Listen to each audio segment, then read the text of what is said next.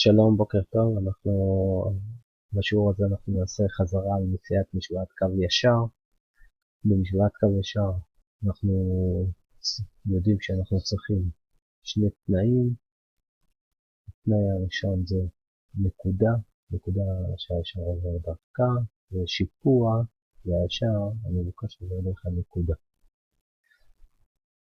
כאשר אנחנו נמצא את שני הנתונים, משוואה, שיפוע ונקודה, אנחנו הולכים למשוואת הישר, שהוא נמצא בדף הנוסחאות y פחות y1 שווה ל-n חסר על x פחות x1, ודרכה אנחנו מגיעים למשוואה המפורשת של y שווה ל-mx פלוס n, כאשר x1 ו-y1 מייצגים את הנקודה ו-n מייצג את השיפוע. כמו שלמדנו, כדי למצוא שיפוע יש כמה מקרים. המקרה הראשון הוא שהשיפוע נתון. בדוגמה, מצא את משוואת הישר של שיפוע 2 ועובר דרך הנקודה 3,15, ה-x1 זה 3, ה-y1 זה 15 והשיפוע הוא 2. נציב בנוסחה y פחות 15 שווה ל-2, פתח סוגריים, x פחות 3, פתיחת סוגריים, העברת אגפים, ואנחנו מגיעים ל-y שווה ל-2x פלוס 9, במשוואה אנחנו רואים שהשיפוע הוא 2.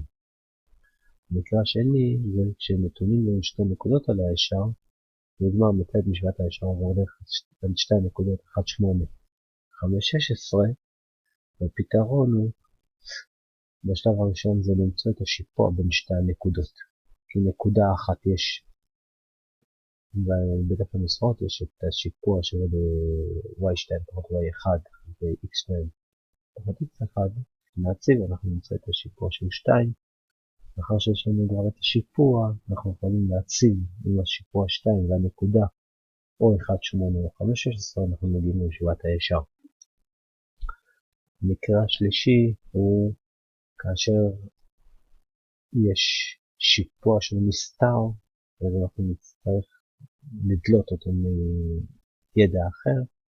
דוגמה, מצא את משוואת הישר מקביל לישר, y שווה 3 פלוס 6, ועובר דרך הנקודה, שוב פעם את הנקודה יש לנו, אנחנו צריכים למצוא את השיפוע. יש כלל שאומר שלשערים מקבילים יש אותו שיפוע, והשיפוע שלנו הוא 3. לאחר ששאלנו את השיפוע ואת הנקודה, שוב פעם אנחנו יכולים למצוא את משוואת הישר על פי הצעה בנוסחה. המקרה הרביעי הוא שהישר מאונח לישר ידוע, ושוב פעם אנחנו מניחים שאת הנקודה על הישר נתון לנו, ואנחנו כל הזמן מחפשים את השיפוע. במקרה הזה יש נתון שאומר לנו שמשוואת הישר מאונח לישר אחר, יש כלל שישרים מאונחים מכפלת השיפוע הוא מינוס 1, שאמרנו בשיעורים, ואומר שהשיפועים הם הופכים נגדי, לכן השיפוע מבוקש הוא הופכים נגדי לשיפוע של 3/4, שזה מינוס 4/3, נקודה 5,6, וכך שאנחנו נוצאים במשוואת הישר, אנחנו שוב פעם נמצא את משוואת הישר. זאת אומרת, כשיהיה לנו שאלות בגרות, למצוא משוואת הישר, אנחנו נצטרך למצוא שיפוע ונקודה.